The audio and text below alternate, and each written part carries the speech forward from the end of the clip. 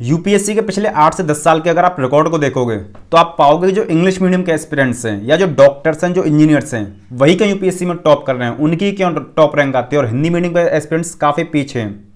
इस वीडियो में आपको डिटेल में बताने वाले हैं कि आखिर इसके पीछे रीजंस क्या हैं, कौन से फैक्टर्स हैं जिस वजह से इंग्लिश मीडियम का एस्पिरेंट टॉप करते हैं या डॉक्टर्स टॉप करते हैं, इंजीनियर टॉप करते हैं।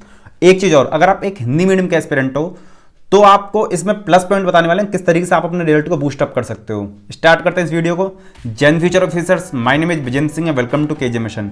वीडियो को पेशेंस के साथ देखना क्योंकि हर एक जानकारी को एक ऑथेंटिक वे में आपको बताने वाले हैं। तो सबसे जो बड़ा फैक्टर होता है वो होता है नोट्स की अवेलेबिलिटी, क्वालिटी एंड क्वांटिटी। यानी जो भी आप नोट्स पढ़ते हो, किसी भी एग्जाम में नोट्स काफ़ी बड़ा इंपॉर्टेंट रोल प्ले करता है। इस एग्जाम में जो फर्स्ट फैक्टर होता है वो होता है नोट्स।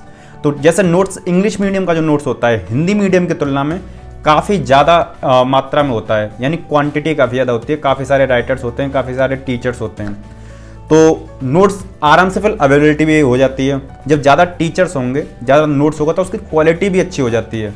तो एक बड़ा फैक्टर हिंदी मीडियम की तुलना में इंग्लिश मीडियम को ये प्लस पॉइंट मिलता है कि नोट्स की अवेलेबिलिटी, क्वालिटी एंड क्वांटिटी ज़्यादा होती है। दूसरा जो मेन रीजन रहता है, number of student Hindi medium की तुलना में इंग्लिश मीडियम में ज़्यादा होते हैं। जैसे आप पिछले 8 से 10 साल के रिजल्ट को देखोगे तो हिंदी मीडियम का जो स्टूडेंट है, नंबर ऑफ स्टूडेंट जो अपीयर करते हैं वो गिरता हुआ जा रहा है रिजल्ट। इसी वजह से हिंदी मीडियम का रिजल्ट भी नीचे जा रहा है। बेसिक सा कंसेप्ट है, हिंदी मीडियम का स्टूडेंट्स ज़्यादा होंगे तो वही ज़्यादा प्रीलिम्स को क्लियर करेंगे, वही मेंस को क्लियर करेंगे और उन्हीं के टॉप रैंक आएगी, वही इंटरव्यू वगैरह क्लियर करेंगे। ठीक है। तीसरी जो चीज़ होती है वो होता है स्टूडेंट का खुद का बैकग्राउंड। जैसे अक्सर आप देखोगे, हम हमेशा की बात नहीं कर रहे हैं, अक्सर की बात कर रहे हैं, जो इंग्लिश मीडियम के एस्पिरेंट्स होते हैं या आईसीएसई बोर्ड के एस्पिरेंट्स होते हैं, यानी जिनका इंग्लिश मीडियम होता है, उनकी जो फैमिली होती है हिंदी मीडियम की तुलना में काफ़ी अच्छी होती है। रेयर केस को छोड़ दिया, कुछ केसेस को छोड़ दिया, इसमें क्या होता है कि हिंदी मीडियम के जो स्टूडेंट्स होते हैं वो इंग्लिश मीडियम पर शिफ्ट होते हैं। उनकी बात नहीं कर रहे हैं हम, उनकी बात कर रहे हैं जो अच्छे खासे सीबीएसई या आईसीएसई बोर्ड के होते हैं, यानी इंग्लिश मीडियम के होते हैं, वो यूपीएससी को इंग्लिश मीडियम में तैयारी करते हैं। तो उनको देखो पैसों की प्रॉब्लम नहीं होती है, घर से भी ज़्यादा टेंशन नहीं मिलती है, क्योंकि उनके फैमिली का बैकग्राउंड पैसों को लेकर काफ़ी ठीक ठाक होता है। अगर आपके पास पैसों की प्रॉब्लम नहीं है, घर से भी सपोर्ट मिल रहा है, तो आपको टेंशन वगैरह काफ़ी कम मिलती है। तो इस वजह से आपका जो एनवायरनमेंट रहता है थोड़ा सा पॉजिटिव रहता है हिंदी मीडियम की तुलना में। आप इस चीज़ को रियलाइज़ करोगे कि हिंदी मीडियम वाले इस सारी चीज़ को काफ़ी ज़्यादा फेस करते हैं। देखो, आपका चाहे हिंदी मीडियम हो या इंग्लिश मीडियम हो, ये फ़र्क नहीं डालता। फ़र्क डालता है कितनी क्वालिटी के साथ में अपनी स्टडी कर रहे हो। आपको एक चीज़ बताते हैं, पीडब्ल्यू आप जानते होंगे, फिजिक्स वाला, जे हुआ, नीट हुआ, कॉमर्स हुआ, इन सब में काफ़ी बड़ा अपना नाम कर चुके हैं वो। अब वो यूपीएससी के लिए भी अपना एक कोर्स लेके आए जिसका नाम है यूपीएससी वाला। आपने अगर उनका यूट्यूब चैनल भी देखा होगा तो आपको उनके बारे में पता होगा। तो यूपीएससी वाला ने 23 और 24 के लिए अपने कोर्स लॉन्च करे हैं जिनका नाम है प्रहार, संकल्प और टाइटन। आप देख सकते हो उनकी फ़ी वगैरह भी काफ़ी, मतलब जो फ़ी आपके दिल्ली वगैरह में 1.5 से 2 लाख रुपए की रहती थी, वो ये 7,000 रुपये और 10,000 रुपये की फ़ी पर इतने हाई क्वालिटी कंटेंट को पढ़ा रहे हैं, जिसमें वो जो भी कंटेंट पढ़ाते हैं उसकी पीपीटी, पीडीएफ देते हैं, नोट्स का पीडीएफ देते हैं, वीकली टेस्ट रहता है, डेली क्वेश्चंस रहते हैं, आंसर राइटिंग रहता है, साथ में आपको CSET फ्री पढ़ा रहे हैं। और हाई क्वालिटी के टीचर, एक्सपीरियंस टीचर इनके प्लेटफॉर्म पर आपको पढ़ाने को मिल जाएंगे। ऑप्शन वगैरह के कोर्सेस अगर आप देखना चाहते हो तो इनके उसमें भी अवेलेबल हैं। इसके साथ ही आपके फायदे की चीज़ बताते हैं, अगर आप हमारे चैनल के कोड KGM को यूज़ करते हो तो आपके इंस्टेंट 500 रुपये कम हो जाएंगे। यानी जो कोर्स आपका 7,000 का 6,500 का मिलेगा, जो 10,000 का वो 9,500 का मिलेगा। तो आप आराम से देख सकते हो, फी काफ़ी कम है, क्वालिटी काफ़ी अच्छी है, तो यू कैन वॉच इट। एक जो चीज़ है वो है current affair. Current affair fourth factor है आपका। करंट अफेयर काफ़ी बड़ा इंपॉर्टेंट रोल प्ले करता है, आप सब जानते हो, क्योंकि मेंस में 60 से 70% आपका करंट अफेयर की न्यूज़ होती है और प्रीलिम्स में भी काफ़ी बड़ा फैक्टर होता है। ठीक है। करंट अफेयर के लिए आप 3 चीज़ पढ़ते हो। पहला, कोई भी एक न्यूज़पेपर, कोई भी एक मैगजीन और कुछ इंपॉर्टेंट वेबसाइट्स। अगर आप इनमें से 2 चीज़ भी करते हो, जैसे न्यूज़पेपर और मैगजीन्स, इतना भी आपके लिए इनफ है। लेकिन हिंदी मीडियम के लिए क्या प्रॉब्लम आती है कि कोई भी अच्छा बेहतरीन न्यूज़पेपर नहीं है। 2 न्यूज़पेपर अच्छे हैं, वो केवल इंग्लिश मीडियम के हैं, एक द हिंदू, एक इंडियन एक्सप्रेस। हिंदी मीडियम में दैनिक जागरण का राष्ट्रीय संस्करण अच्छा आता है, लेकिन उस लेवल का नहीं आता जिस लेवल का द हिंदू और इंडियन एक्सप्रेस आता है। तो द हिंदू और इंडियन एक्सप्रेस से पढ़ लेते हैं। लेकिन हिंदी मीडियम वाले क्या करें, द हिंदू या इंडियन एक्सप्रेस, कोई भी एक न्यूज़पेपर का यूट्यूब पर एनालिसिस देख लो, क्योंकि कुछ टीचर ऐसे होते हैं यूट्यूब पर जो अच्छा एनालिसिस करके बताते हैं। उनकी जो लैंग्वेज होती है वो हिंदी में होती है, कॉन्टेंट इंग्लिश में होता है। तो आप इस तरीके से अपना मतलब करंट अफेयर की जानकारी को बूस्टअप कर सकते हो। दूसरी चीज़, मैगजीन्स। तो मैगजीन्स क्या है, हिंदी मीडियम में सेम टू सेम अवेलेबल होती है जो इंग्लिश मीडियम में, तो हिंदी मीडियम मैगजीन में से कोई प्रॉब्लम है नहीं हिंदी मीडियम की। तीसरी जो चीज़ है, कुछ इंपॉर्टेंट वेबसाइट्स। वेबसाइट्स का उतना बड़ा इंपॉर्टेंट रोल प्ले नहीं होता है अगर आप करंट अफेयर के मैगजीन को अच्छे से पढ़ते हो। अगर फिर भी आपको पढ़ना है तो गूगल पर ट्रांसलेट करके पढ़ सकते हो, पूरा पेज ट्रांसलेट हो जाता है। फिफ्थ फैक्टर ये है कि इंजीनियर्स हुए या डॉक्टर्स हुए यही क्यों ज़्यादा टॉप करते हैं, तो इसके पीछे का बेसिक कंसेप्ट आप समझिए।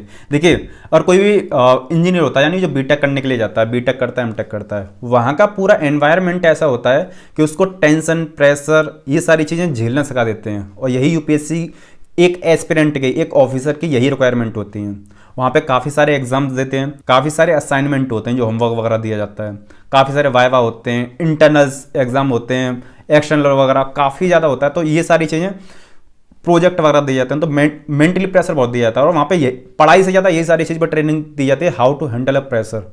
इसीलिए बीटेक वाले बहुत कम टाइम में ज़्यादा कुछ पढ़ लेते हैं, बहुत उनकी analytical power, thinking power, catching power, storing power काफ़ी अच्छी हो जाती है। देखो, वीडियो की इन्फॉर्मेशन आपको अभी तक पसंद आ रही है तो वीडियो को लाइक जरूर कर दो, चैनल पर नए चैनल को सब्सक्राइब जरूर कर लो। ऐसी इन्फॉर्मेटिव वीडियो आगे आपको मिलती रहेंगी।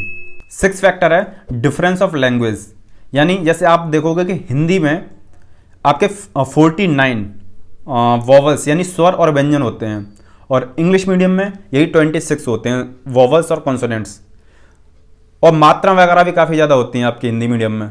तो हिंदी मीडियम की जो लैंग्वेज है, यानी जो हिंदी की लैंग्वेज है, इंग्लिश की तुलना में काफ़ी टफ रहती है। मात्राएं ज़्यादा रहेंगी तो गलतियों के चांसेस ज़्यादा रहते हैं। एक फैक्टर और आता है कि सिनोनिम्स यानी समानार्थी शब्द जो होते हैं वो काफ़ी ज़्यादा होते हैं हिंदी मीडियम में, और इंग्लिश मीडियम में एक वर्ड का जो मीनिंग है लगभग वही फिक्स रहता है। एंटोनिम्स, सिनोनिम्स हिंदी मीडियम में काफ़ी ज़्यादा होते हैं, समानार्थी शब्द और विपरीत अर्थी जो शब्द होते हैं। तो इस वजह से स्टूडेंट काफ़ी कंफ्यूज हो जाता है, काफ़ी सारे शब्द को उनको याद रखना पड़ता है। इस चीज़ को आप तब रियलाइज़ कर पाओगे जब आप हिंदी मीडियम के बुक्स को पढ़ रहे होगे।